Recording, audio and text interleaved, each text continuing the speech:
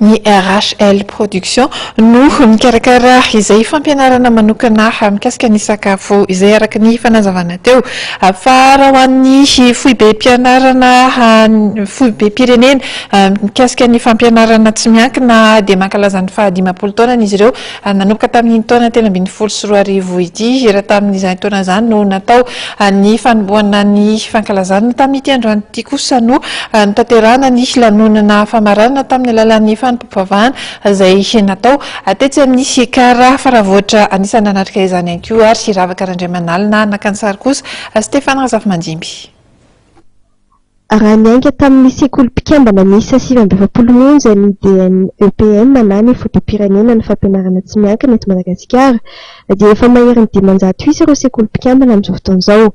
Fanatsarana ny fomba fiasa sy ny fanamafisana ny fiaraha-miasa ny tanjona lehibe ho an'ny DNEPM amin'izao izy ny manamarana ny fankalazana ny Jobily fa 50 taona ny orenan'izao.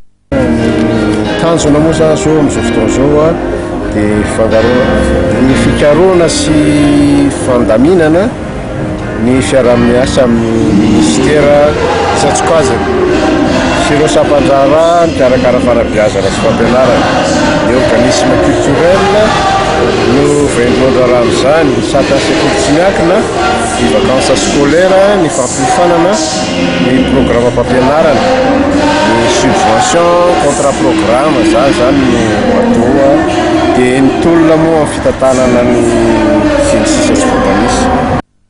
Raha ny taona 13 no nanomboana ny fankalazana ny 15 taona ny DNEPM dia androany kosa no namaranana izany fotoam-pankalazana izany ka nisy araka izany fampivavahana ny fandraika tamin'izany izay notanterahana teto amin'ny kara faravohatra. Misy ny tsangam-bato ny Jobily araka izao tanterany tompony andraikitra azy izao. Tsangam-bato ity zany dia fampitaovana ny direction nationale eo amin'ny lafiny informatika zany. Projecteur, ny ordinateur, imprimante, sy ny sisa. Zay zany no